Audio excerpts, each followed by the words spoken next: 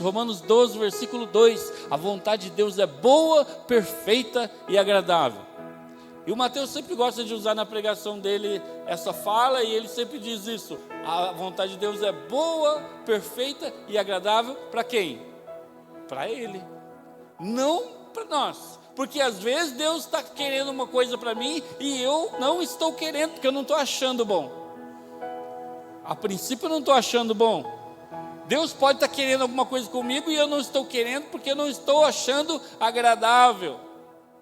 Deus pode estar mandando fazer alguma coisa e eu não quero fazer porque eu não estou achando perfeito. Mas a vontade de Deus é boa, perfeita e agradável para Ele. E se nós confiarmos que Ele tem a melhor vontade para nós, nós vamos seguir a vontade dEle, e lá no final tudo vai dar certo. Quem confia no Senhor diz amém. Amém. Quando eu pergunto isso, quem confia no Senhor, eu lembro quando eu era criança, né, a gente fazia aquela...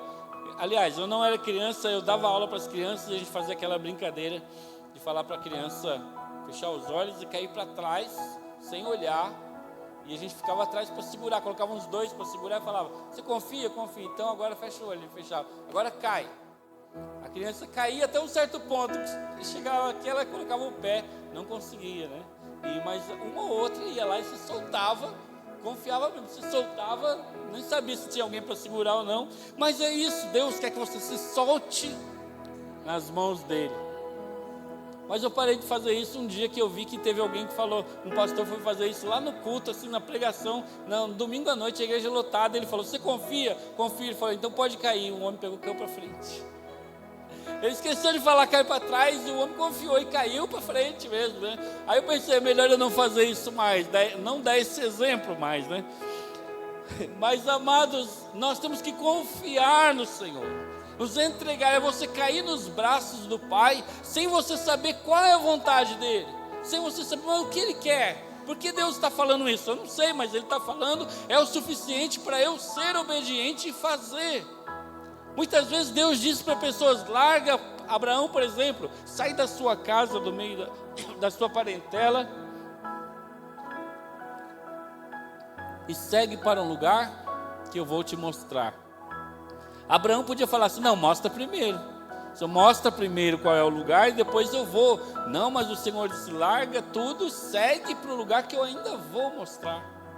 Então isso é confiar no Senhor, isso é se entregar à vontade de Deus. E Deus espera que você não ande no conselho dos ímpios, não ande na vontade do ímpio, não faça o propósito do ímpio, mas que você ande na vontade de Deus, que é boa, perfeita e agradável para você, amém? Então até aqui nós já ouvimos uma coisa importante: Deus quer que você ande na vontade dEle, e ela é boa, perfeita e agradável para você, e assim você não vai andar no conselho do ímpio. Muitas vezes nós seguimos o conselho do ímpio nos horóscopos, seguimos o conselho do ímpio nos digital influencers, que hoje querem ditar para você o que você tem que fazer, né? E você segue às vezes os coaches da vida que quer falar para você o que você tem que fazer para sua empresa, para sua vida, para você melhorar. E às vezes nós seguimos os políticos que querem falar para nós o que nós temos que fazer. Às vezes nós seguimos os governos humanos e eles não sabem nem o que eles devem fazer, mas querem falar para nós o que nós devemos fazer. Nós seguimos às vezes todas as pessoas, mas não seguimos a palavra de Deus, não andamos pelo conselho do Senhor. E hoje nós estamos ouvindo que nós devemos andar pelo conselho do Senhor. Segunda coisa, primeiro ele falou: não anda no caminho do ímpio. Segunda coisa, primeiro ele falou: não segue o conselho dos ímpios. Ele fala agora: não ande no caminho dos pecadores. A palavra odos amartolos, de amartiologia, né, de pecado. Então, odos significa caminho, no caminho do pecador.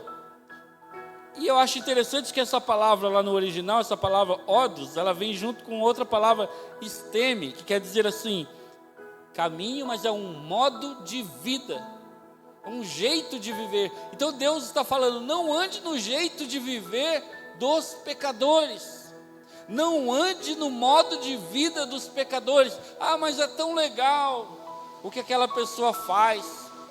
Eu tenho um amigo que ele faz uma coisa tão legal, acho que eu vou fazer igual ele está fazendo.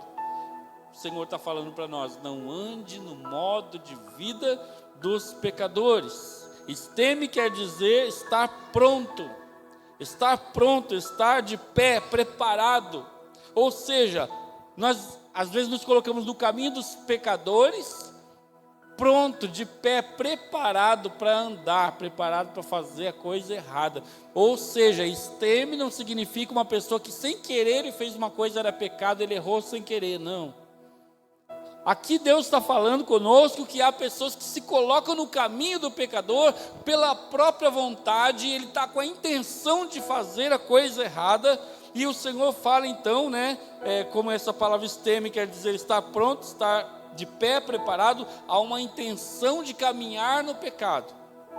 Não ande no pecado, nem se coloque no caminho do pecado com a intenção de começar uma caminhada nele. É isso que Deus está falando. Não ande no pecado, nem tenha a intenção de dar uma caminhada por ele.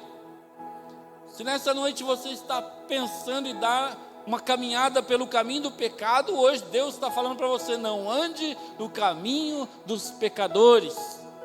Não faça isso, porque lá na frente você vai estudar mal. Ah, mas era só um pensamento, era só... Mas o Senhor fala que a intenção no nosso coração é ruim também. Então Jesus disse, eu porém vos digo que qualquer que olhar para uma mulher com intenção impura em seu coração, já cometeu adultério com ela. Mateus capítulo 5, versículo 28. O Senhor está falando que no reino de Deus a intenção conta, então é melhor você não ter nem a intenção de andar no caminho. Então aqui diz, que essa palavra esteme quer dizer há uma intenção de andar no pecado, e Deus está dizendo não tenha nem sequer uma intenção de andar no pecado. Então quando o Senhor fala isso para nós, caminhe, não ande no caminho dos pecadores, significa não tenha nem vontade, não fique nem pensando, passe longe, corra, faça como José fez. José, quando a mulher veio e falou assim, você é bonitão, hein? Ele pegou, fingiu que não viu e continuou o seu trabalho. Aí a mulher falou assim, não, vem fazer alguma coisa aqui para mim, você é um escravo, então vem fazer tal coisa, esse trabalho, aquele outro, só para ficar perto dele. Ele só percebendo qual era dela. Um dia ela foi, agarrou ele, segurou ele para a capa, falou assim, bonitão, fica comigo. Ele pegou e falou, o quê? Ela segurou a capa, ele tirou a capa e saiu correndo, fugiu. E alguém pode pensar assim, nossa, mas que vergonha, saiu correndo da mulher. Ele fez o que era certo, o que tinha que fazer, porque a gente não pode ficar nos colocando numa situação de ser tentado e falar assim, eu vou ficar só para ver se eu sou forte mesmo.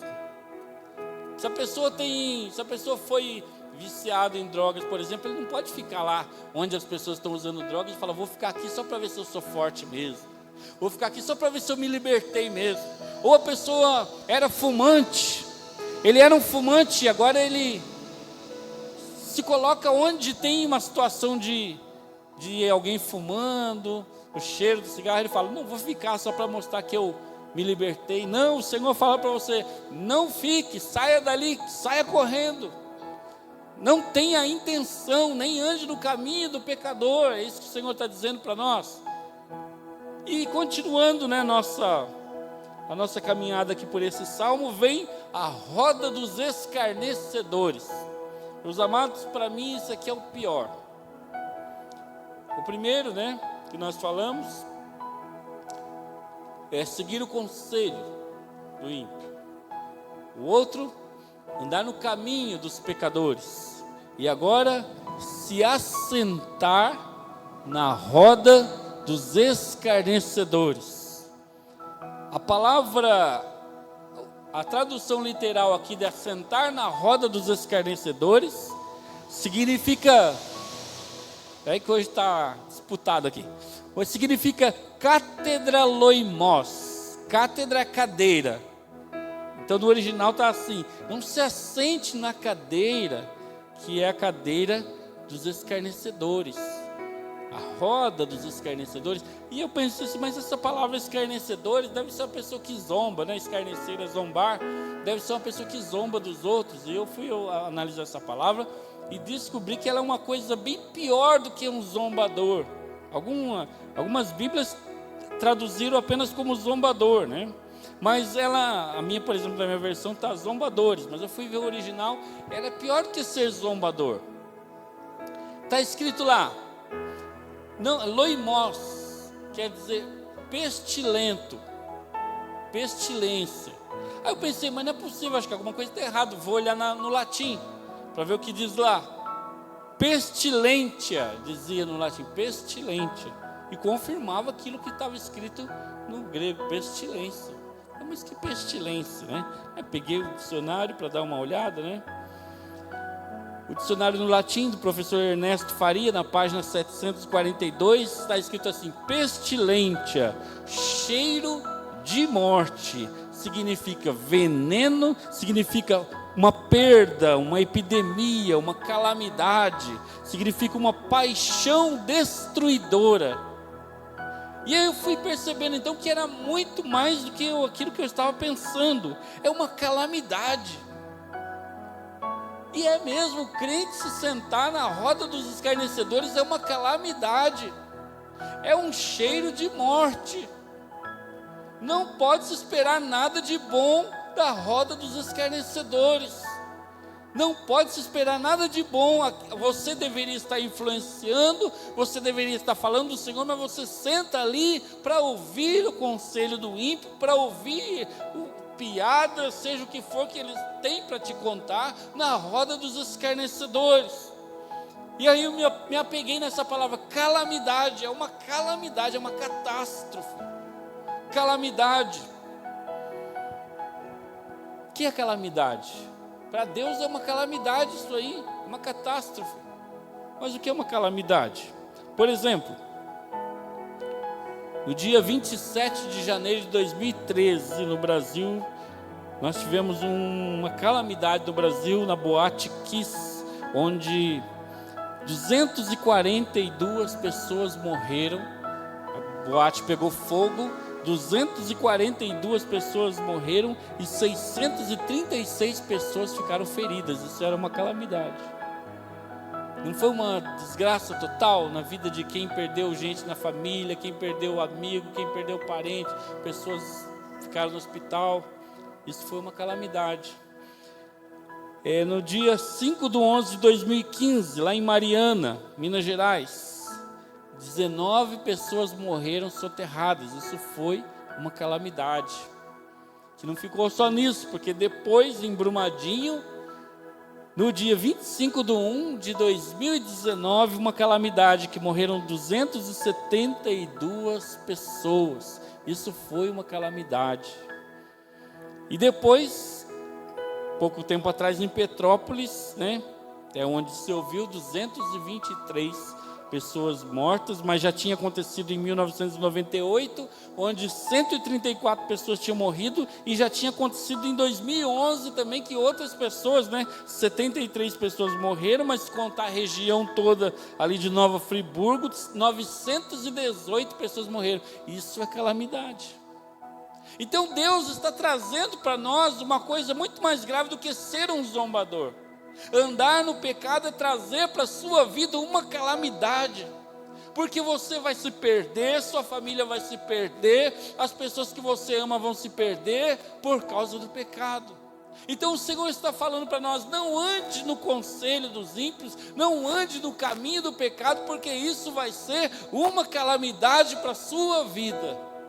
Então Deus está falando ao meu e ao seu coração que andar na roda dos escarnecedores é calamitoso, catastrófico para o justo. Por quê? Porque a roda dos escarnecedores é um lugar onde aprendemos a imitar hábitos corruptos. Às vezes, eu acredito que muitas pessoas, algumas, quando entram na política, eles não são corruptos. Algumas são, mas tem umas que entram lá, não estão com esse pensamento. Mas eles entram e se assentam na roda dos escarnecedores, e eles vão começar a fazer coisas que antes eles não tinham hábito de fazer. Mas eram pessoas boas, mas tinham promessas boas, mas depois que se assentou na roda dos escarnecedores, a vida dele vai virar uma calamidade. A vida das pessoas que o cercam também. As pessoas, os assessores, se não sabia, vão aprender a mentir, a falar coisas, a se corromper também. É uma calamidade. Nós não devemos andar na roda dos escarnecedores, porque ali é um lugar onde o honesto se corrompe. A pessoa que era honesta se corrompe. A pessoa que não fazia coisa errada passa a fazer. A pessoa que não traía passa a trair. A pessoa que não mentia passa a mentir. Então o Senhor está falando, é uma calamidade para você se assentar na roda dos escarnecedores. Nós não devemos nos assentar porque é um lugar de contaminação. Ou seja, é um sepulcro caiado. Como hoje nosso irmão Eliseu deu um exemplo, né, de falar uma frase assim, né, uma situação bem parecida, né, só tem coisas podres dentro de um sepulcro, não é? E Jesus usou essa frase e ele falou assim: ai de vós, mestres da lei, fariseus hipócritas, pois sois como um sepulcro caiado, por fora permanecem belos, mas por dentro estão cheios de ossos de mortos e de toda podridão. Mateus capítulo 23, versículo 27. Você sabe que eles pintavam o sepulcro de branco com cal. Os túmulos eles pintavam de branco com cal em Jerusalém. Por quê?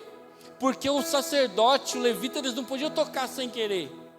Porque se eles tocassem sem querer, se eles estivessem andando e pisassem onde alguém está enterrado, onde tem uma pessoa morta, eles eram impuros. Aí eles tinham que passar pela cerimônia da purificação. Aí tinha que passar, o sacerdote tinha que passar dias se purificando. Então eles pintavam o sepulcro de branco, que era para ninguém sem querer encostar. Então Jesus olhou, vendo aquela situação, os sepulcros tudo pintado de branco, ficava bonitinho, né? Tudo organizadinho, bonitinho, pintado de branco. Jesus falou assim para aquelas pessoas: vocês se parecem com sepulcros caiados, porque quando se olha por fora é bonito, é até bonitinho de se ver por fora, mas por dentro há podridão, há ossos, há tantas outras coisas, há vermes, há decomposição. Jesus então está falando que andar na roda dos escarnecedores é a mesma coisa de ser um sepulcro caiado. Nós não devemos nos assentar na roda dos escarnecedores, porque é um lugar onde se despreza a lei do Senhor. E só o fato de se desprezar a lei do Senhor, com certeza é um lugar que eu não devo estar, porque eu tenho que amar a lei do Senhor. E é justamente aqui que o Salmo chega quando ele fala isso. Que ele fala assim: é como uma árvore. Ele fala que ao contrário disso aí, ao contrário de tudo isso que eu falei, tem que ser, sua satisfação tem que estar na lei do Senhor, e nessa lei meditar dia e noite. Meditar significa murmurar para si mesmo. Eu estou tentando adquirir esse hábito de meditar mais e falar menos. Eu estava lendo um livro que diz que no Oriente as pessoas têm o hábito de meditar. Significa ouvir mais a Deus e falar menos. Então ele dizia assim que Jesus, quando ele foi ensinar uma oração, ele ensinou poucas palavras, a oração do Pai Nosso. E diz que Jesus ele ia para o monte sempre orar, passar a madrugada lá. Mas que eles não têm o hábito lá no Oriente de ficar o tempo todo falando. Então diz que a oração de Jesus consistia em primeiro buscar a Deus, meditar na palavra de Deus, e depois também incluía falar com Deus, depois louvar a Deus. Tudo isso fazia parte da oração. E meditar é uma coisa maravilhosa. Então eu li aqui, meditar significa murmurar para si mesmo, pensar com você mesmo. Eu li: o Senhor é meu pastor e nada me faltará. Então, o que essa palavra está querendo dizer para mim? E eu vou pensando, eu vou falando comigo mesmo, eu vou meditando. naquilo que Deus está querendo falar comigo. Eu vou pensando e eu entendo, falar, Senhor, eu entendi o que o Senhor quer dizer. Senhor, muito obrigado porque eu entendi. Então quer dizer que o Senhor é meu pastor, então nada me faltará, o Senhor vai cuidar de mim. Senhor, muito obrigado, Senhor, porque o Senhor vai cuidar de mim. Eu vou louvar ao Senhor porque o Senhor vai cuidar de mim. Tudo isso faz parte de uma oração. E a oração de Jesus consistia muito em meditação. E aqui então essa palavra diz, ao contrário, sua satisfação está na lei do Senhor, e nessa lei medita dia e noite. E ele faz uma outra comparação aqui, ele fala assim, porque ele é como uma árvore plantada à beira da água corrente, que dá o seu fruto no tempo certo e as suas folhas não murcham. Ele compara então a pessoa que busca o Senhor, que medita na palavra de Deus, que lê a palavra de Deus, com aquela pessoa que é colocada, que é plantada junto ao ribeiro das águas. Então, se é verdade, então, e é verdade porque a palavra diz que a pessoa que está plantada ali, essas coisas acontecem na vida dele, então podemos dizer que na vida do ímpio, se pensarmos o contrário, também dá certo para a vida do ímpio, ou seja, ele não dá fruto na estação própria, o ímpio não tem suas folhas verdinhas, mas as suas folhas murcham, e ele não prospera em nada que faz, mesmo que aparentemente pareça que ele está prosperando. Eu preguei esses dias sobre o Salmo 37, acho que foi quarta-feira, se não me engano, sobre o Salmo 37, onde Asaf começou a observar na vida das pessoas do ímpio, e ele começou a dizer, olha como o ímpio está prosperando. E ele começou a ficar triste, ele quase se desviou, porque ele falou assim, meu Deus, o ímpio está prosperando, eu aqui servindo ao Senhor não estou prosperando, mas o ímpio está prosperando. E aí me chamou a atenção que um salmo que é só você inverter o número, eu estava falando sobre o 37, é só você inverter para o 73, que falava um versículo que eu achei interessante e eu li com os irmãos. Deixa eu ver se nós conseguimos ler ele aqui. Glórias a Deus. O 73.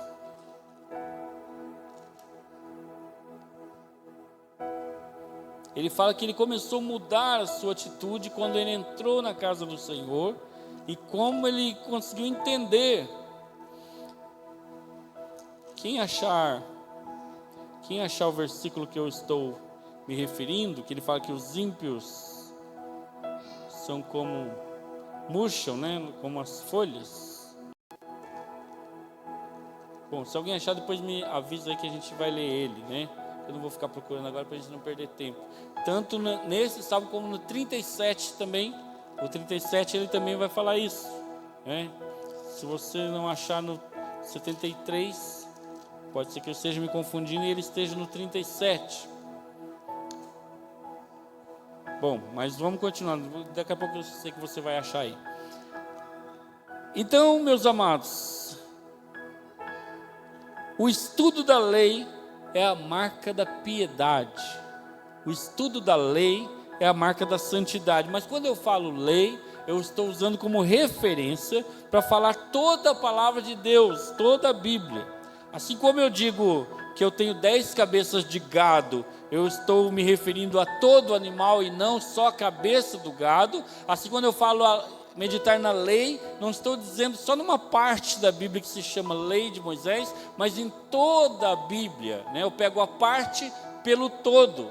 Então, meus amados, o estudo da lei é um sinal, é uma marca de piedade na minha vida. Se eu leio a Bíblia, eu medito na sua palavra, ou seja, eu fico pensando naquilo que eu li, fico pensando, meditando, aquilo traz renovação para a minha vida, isso é uma marca de que eu sou santo.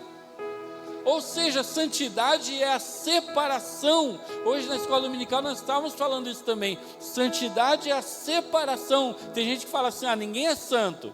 Somos sim. Paulo fala assim, ele escreveu para a igreja de Corinto, e ele fala, eu vos escrevi aos santos de Deus, chamados para ser santos, significa separado.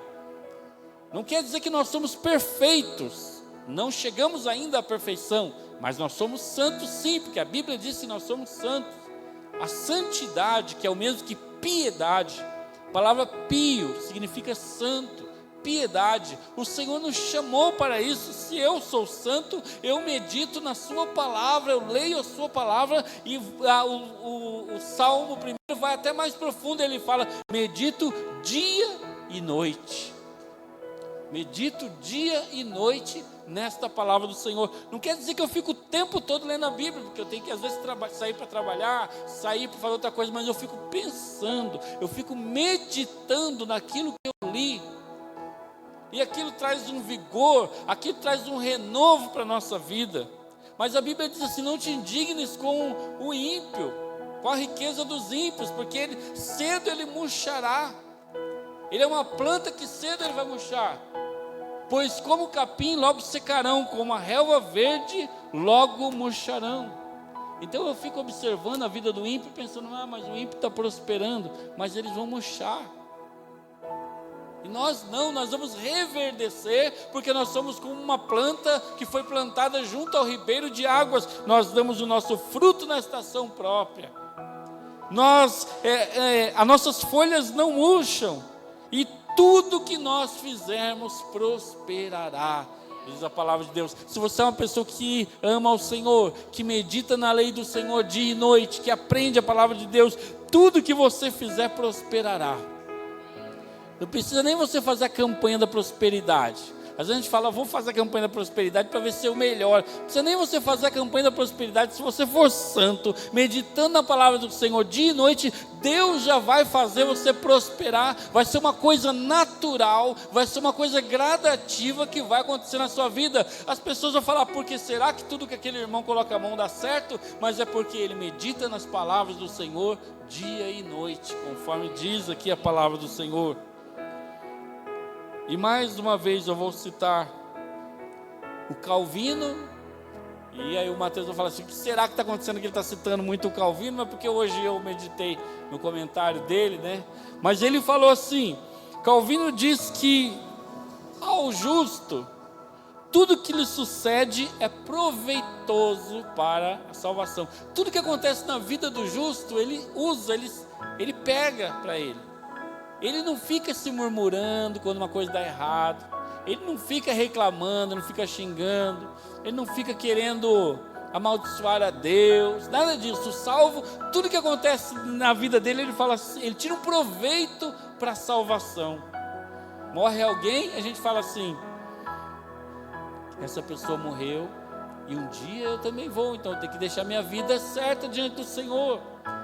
E uma vez uma irmã disse que uma pessoa se converteu na pregação de genealogia. Acho que ela estava lendo a genealogia, não sei se era uma pregação, ela estava lendo a genealogia. Quem lembra o que é genealogia?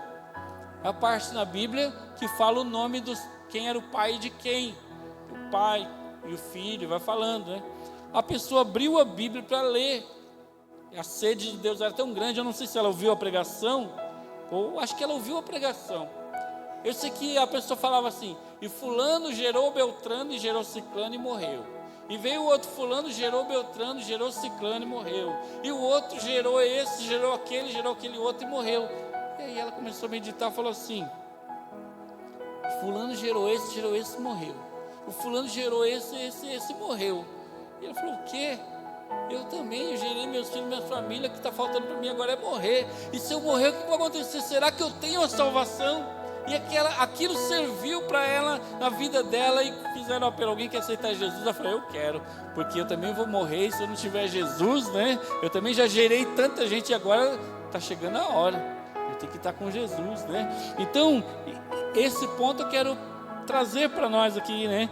Ao justo, tudo que lhe sucede é proveitoso para a salvação. Acontece alguma coisa, a gente molhou na chuva, a gente fala assim: eu me molhei na chuva. Mas a gente aproveita e traz aquilo, ao invés de murmurar, a gente fala assim: da mesma forma o Espírito Santo quer ser derramado sobre nós e molhar a minha vida. Glória a Deus, aleluia. Nós vamos tirando lições do bem, tudo que acontece. ixi, não sobrou comida para mim, era para comer, e vocês comeram toda a comida, não sobrou para mim, e agora? Ao invés de murmurar, eu penso assim, já pensou se eu não me alimentar da palavra de Deus, também eu vou ficar sem o alimento espiritual, e eu posso morrer sem o alimento espiritual, eu trago para a minha vida, eu aproveito para a minha salvação. Então, meus amados, o varão que não anda segundo o conselho dos ímpios é assim, ele segue a palavra de Deus, ele anda na palavra de Deus, ele sempre medita na palavra de Deus. E assim Deus quer fazer na minha e na sua vida. E encerrando, né? Ele diz assim, porque essa pessoa não é o caso dos ímpios, que são como a palha que o vento leva. Aí meditando na palha, o que é a palha? A palha é seca. Ela não é uma árvore plantada junto às correntes das águas. A palha é seca. A palha, ela é sem vida. Não tem vida na palha. A palha, ela ela pega fogo. Ela um combustível. Se você colocar fogo, ela pega fogo fácil. As pessoas até falam assim, fogo de palha. Quando pega um fogo rápido, fala fogo de palha. A palha, ela é combustível. A palha diz aqui que ela é levada pelo vento. Nós não somos levados pelo Espírito Santo de Deus, amém? Você não é palha, você é um santo do Senhor, você não é levado pelo vento. A pessoa, quando é palha, vem alguém e fala assim, vamos para a minha igreja, fala, vamos. Vem um outro e fala, vamos para a minha igreja, fala, vamos. Ele não segue a vontade de Deus, perguntar, Senhor, onde você quer, e qual é a sua vontade, não segue. Nós vamos, alguém fala assim, vamos ali, vamos, aqui vamos. Quando você não é palha, alguém fala, vamos ali, fala, peraí, eu vou orar e ver se é essa vontade de Deus, ver se esse é o propósito do Senhor. Vamos viajar para tal lugar? Primeiro eu vou orar para ver se Deus vai confirmar isso aí. Então a gente não é palha, a gente não é levado para qualquer lugar por pessoas falastronas que às vezes falam no nosso ouvido, vamos fazer isso, vamos fazer aquilo, e nós saímos fazendo. A palha, ela não tem raiz, por isso que ela vai para qualquer lugar que o vento empurrar, porque ela não tem raiz. Muitas vezes a gente não tem raiz, e Deus quer que você tenha raiz, porque é através da raiz que a árvore se alimenta, e se você não tem raiz, você se alimenta como? Eu lembrava que tinha um pastor que ele falava assim, ele sempre falava isso, pedra que muito rola, não cria limo. Vou pensar, o que é isso? Pedra que muito rola, não cria limo. E não cria mesmo. O limo é aquela parte verde, aquele lodo, né, que dá nas pedras. Mas a pedra que rola, ela não tem isso, porque ela está sempre rolando, ela vai ficando redonda, cada vez mais lapidada. Mas ele dizia isso, pedra que muito rola, não cria limo. Ou seja, querendo comparar, não tem experiência, não tem. Você rola o tempo todo, mas você não adquire experiência, você não tem raiz. Então nós precisamos ter raiz, fincar nossas raízes e dela retirar o alimento do solo. Então o Senhor, Ele compara aqui que o ímpio, ele é como a palha levada pelo vento. Por isso, os ímpios não resistirão no julgamento, nem os pecadores na comunidade dos justos. Haverá um julgamento, haverá o dia que o Senhor vai separar quem é ovelha e quem é bode. É isso que está dizendo aqui, vai haver um julgamento, e os ímpios não vão resistir participar desse julgamento. Nós sim, resistiremos, porque o Senhor está conosco, porque Jeová é a nossa bandeira, como nós aprendemos, né? Jeová é a nossa bandeira, então, quando o Senhor olhar para nós, Ele vai ver o sangue de Jesus, então Ele vai falar, vinde benditos de meu Pai, como foi dito hoje também, né? Pelo irmão na escola dominical, né? É através do sangue de Jesus que nós somos purificados. Então, quando o Senhor olhar para a minha vida, Ele vai ver o sangue de Jesus, eu vou estar purificado. Mas os ímpios não resistirão na comunidade dos justos. E para encerrar ele fala, pois o Senhor aprova o caminho dos justos, mas o caminho dos ímpios levará à destruição. E essa prova quer dizer, em outra versão quer dizer conhece. O Senhor conhece o caminho dos justos, então Deus conhece o seu caminho. Deus sabe onde você pisa todos os dias. Deus sabe onde é a sua vontade. Deus sabe qual é o desejo da tua mente, do teu coração. Deus conhece o seu caminho. Deus conhece você. Ele formou você. Então Deus conhece e Ele aprova, como diz aqui. Por que Ele aprova? Porque Ele sabe que nós estamos andando na sua boa, perfeita e agradável vontade. Mas os caminhos dos ímpios levam à destruição. Eu tenho certeza que o desejo do seu coração é que o seu caminho leve até o Senhor. O ímpio, meus amados, ele já está recebendo parcialmente aqui nessa terra, ele já está recebendo o resultado da sua colheita. Não que ele está sendo julgado. Muitas pessoas dizem, né, que o que eu fizer de mal, já vi muitas pessoas falando, não, o que você fizer de mal, você vai receber aqui mesmo nessa terra. Se fosse só assim, estaria bom, né? Se eu fosse receber tudo que eu fiz de mal, eu vou receber aqui mesmo nessa terra, se fosse assim, estaria bom. Mas eu vou receber nessa terra, mas ainda vai ficar guardado para o dia do julgamento. Nessa terra eu vou receber sim, porque toda a semente que eu plantar eu vou ter que colher, mas não esquecendo que ainda tem o julgamento do Senhor depois. Então o ímpio ele já está, pelos resultados do seu caminho, ele já está colhendo nessa vida, mas ele ainda vai colher na outra. No tribunal de Cristo, o Senhor vai separar ovelhas e bodes. O Senhor nesse dia vai falar, vinde benditos do meu Pai. Para alguns ele vai falar, né, venha para a minha direita, fique aqui, benditos do meu Pai. Para outras pessoas ele vai mandar ir para a esquerda, vai falar, não vos conheço. Senhor, eu sou aquele pregador famoso. Vai ter gente que vai falar, eu sou aquele pregador famoso dos congressos, Senhor. Não vos conheço. Aquele, Senhor, do Facebook lá, que todo mundo curte, fala e compartilha. Não vos conheço.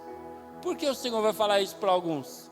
Porque alguns que não fazem a sua vontade, não seguem os caminhos do Senhor, fala muito, mas não faz aquilo que o Senhor diz na sua palavra. Não anda no caminho do Senhor. Mas para aqueles que andam no caminho do Senhor, muitos não são famosos, não são conhecidos, nem na própria igreja, nem na própria rua da casa dele, ninguém conhece. Mas naquele dia vai chegar no céu e o Senhor vai falar, que alegria, pode vir para cá. E vai recebê-lo com festa e alegria, porque fez a vontade de Deus. Que nós possamos ser esses, né, que fazemos a vontade de Deus. Amém? Vamos ficar de pé?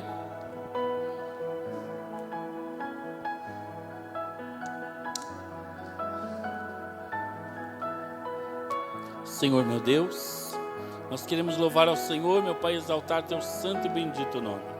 Pai querido, porque o Senhor disse para nós nessa noite, Senhor meu Pai querido, ó Senhor, que nós devemos andar, Senhor, meditando na tua palavra e não andar no caminho dos ímpios. Que nós, quando conhecemos o Senhor, nós estamos conhecendo a verdadeira alegria, a verdadeira felicidade, a verdadeira força. Por isso o Senhor fala para nós, o Senhor nos chama de mais do que felizes, Senhor, quando nós andamos nos teus caminhos, Senhor. Nós não andamos na vontade, Senhor, e no propósito desse mundo, no conselho desse mundo. Nós não seguimos o conselho do ímpio, Senhor. Nós, Senhor, não andamos no caminho dos pecadores e nem nos assentamos na roda dos escarnecedores. E quando isso acontece, é porque nós estamos amando a Tua palavra e andando nos Teus caminhos. Pai, permita que nós sempre pensemos dessa forma, Senhor. Para nós não nos colocarmos, Senhor, ó Pai, num pensamento, como diz Elias disse, cocheando entre dois pensamentos. Porque só o fato de cochearmos entre dois pensamentos, Senhor, nós vamos trazer para nós, meu Pai, como nós falamos nessa noite, a pestilência, a catástrofe, Senhor, de sentar nas rodas dos escarnecedores, meu Pai querido. Ó Senhor, e assim, meu Pai querido, andarmos fora da Tua vontade.